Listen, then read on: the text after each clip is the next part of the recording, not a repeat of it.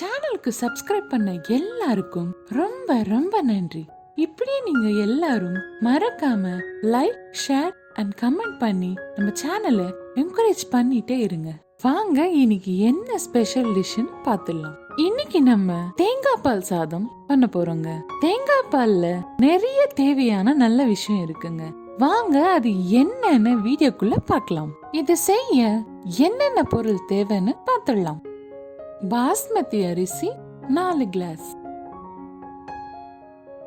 பச்சை பட்டாணி 1/2 கப், நெய் 3 டேபிள் ஸ்பூன், பட்டை, கிராம்பு, ஏலக்காய், பிரிஞ்சி இலை, முந்திரி, 3 பெரிய வெங்காயம், உப்பு தேவைக்கேற்ற அளவு, இஞ்சி பூண்டு விழுது 2 டேபிள் ஸ்பூன், 4 பச்சை மிளகாய், ஒரு தேங்காவில் எடுத்த தேங்காய் பால், ஒரு கைப்பிடி அளவு புதினா இலை, ஒரு கைப்பிடி அளவு கொத்தமல்லி. சுவையான தேங்காய் பால் சாதம் எப்படி செய்யலான்னு பார்த்துடலாம். ஸ்டவ் மேல ஒரு குக்கர் வச்சுக்கோங்க. அதுல 3 ஸ்பூன் நெய் ஊத்திக்கோங்க. நெய் ஜாஸ்தி ஊத்த வேணாம். இல்ல தேங்காய் பாலும் சேர்க்கறதால நெய் ஜாஸ்தி ஊத்துனா சாப்பாடு திகட்டிடும். இதுல பட்டை, கிராம்பு, ஏலக்காய், பிரிஞ்சி இலை போட்டுக்கோங்க. போட்டுட்டு லைட்டா வறுத்துக்கோங்க.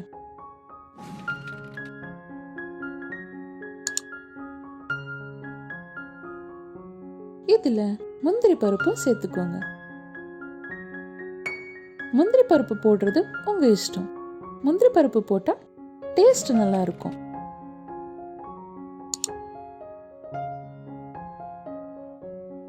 இதுல வெட்டி வச்ச வெங்காயம் போட்டுக்கணும்.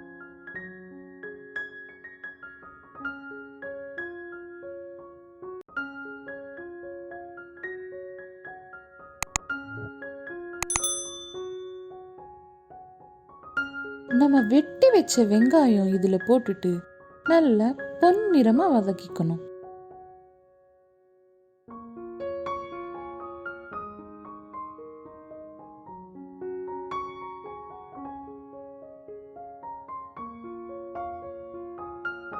வெங்காயம் நல்லா வதங்கின பிறகு இதுல 2 டேபிள் ஸ்பூன் இஞ்சி பூண்டு பேஸ்ட் போட்டுக்கணும்.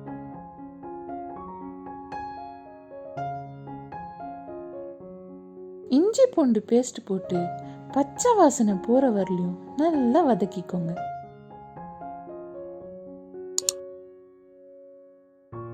நான் 1/2 ஸ்பூன் உப்பு இதுல போட்டுக்கிறேன். உங்களுக்கு உப்பு எவ்வளவு தேவையோ அவ்வளவு போட்டுக்கோங்க.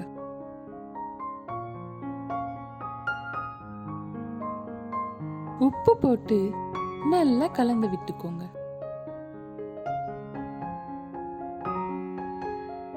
இதுல நம்ம எடுத்து வச்ச பச்சை மிளகாய் 2 கட் பண்ணி போட்டுக்கோங்க. இதுக்கு பச்சை மிளகாயில இருந்துதான் காரம். அதனால உங்களுக்கு காரம் ஜாஸ்தி வேணும்னா நீங்க இன்னும் பச்சை மிளகாவை சேர்த்துக்கலாம். இப்போ இதுல பச்சை பட்டாணி 1/2 கப் போட்டுக்கிறேன். நான் ஃப்ரோசன் பட்டாணி தான் யூஸ் பண்ணியிருக்கேன். உங்களுக்கு வேணும்னா நார்மல் பச்சை பட்டாணி 1/2 மணி நேரம் தண்ணியில ஊற வச்சு அதை யூஸ் பண்ணிக்கலாம். பச்சை பட்டாணி போட்டு நல்லா கலந்து விட்டுக்கோங்க. இப்போ இதுல பொடியா கட் பண்ண கொத்தமல்லியும் புதினாவும் போட்டுக்கோங்க. போட்டு நல்லா கலந்து விட்டுக்கோங்க.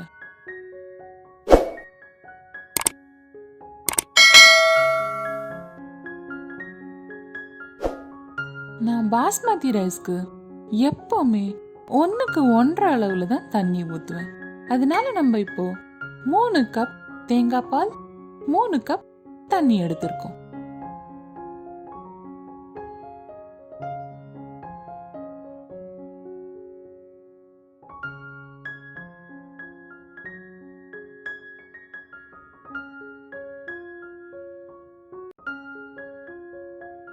இப்போ இதுல 3 கிளாஸ் தேங்காய் பால், 3 கிளாஸ் தண்ணி ஊத்தியாச்சு.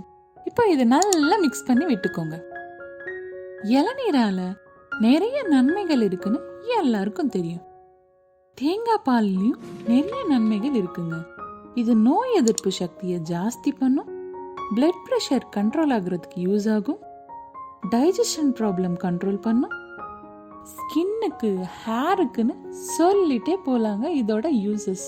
தினமும் தேங்காய் பால் அளவா எடுத்தா உடம்புக்கு ரொம்ப நல்லதுங்க. பாருங்க நல்லா கொதிச்சு வருது. இந்த டைம்ல நம்ம அரை மணி நேரம் ஊற வச்ச பாஸ்மதி ரைஸ் இதுல போட்டுக்கணும். இதுக்கு பாஸ்மதி ரைஸ் தான் போடணும் எந்த அவசியம் இல்லைங்க. நீங்க என்ன ரைஸ் சாப்பிடுறீங்களோ அது கூட போட்டுக்கலாம்.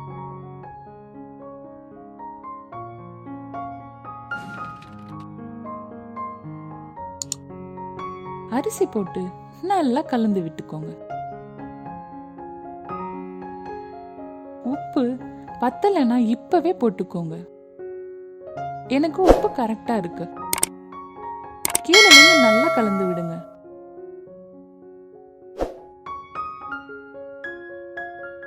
இப்ப குக்கர் மூடி போட்டு விசில் வச்சு சிம்ல ஒரு விசில் வர வரல விட்டுடுங்க. விசில் வந்து பிரஷர் இறங்கின அப்புறம் குக்கரை ஓபன் பண்ணி பாருங்க. இப்போ குக்கர் மூடி ஓபன் பண்ணிக்கலாம். சாப்பாடு பாருங்க, ஒண்ணுக்கு ஒண்ணு ஒட்டாம உடையாம அழகா வெந்திருக்கு. நம்ம ஊத்தின பாலும் தண்ணியும் கரெக்டா சரியா இருக்கு.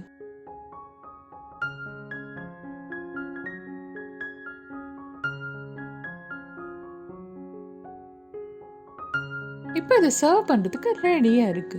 இது ஒரு சர்விங் பவுல்ல எடுத்துக்கோங்க.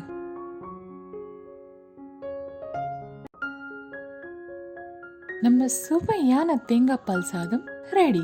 இது காரம் ஜாஸ்தி இல்லாததால பெரியவங்கல இருந்து சின்ன குழந்தைங்க வரலும் எல்லாருமே சாப்பிடலாங்க. மறக்காம இதை ட்ரை பண்ணி எப்படி இருக்குன்னு கமெண்ட்ல சொல்லுங்க. தேங்க்ஸ் ஃபார் வாட்சிங். மறக்காம என் சேனலுக்கு சப்ஸ்கிரைப் பண்ணுங்க.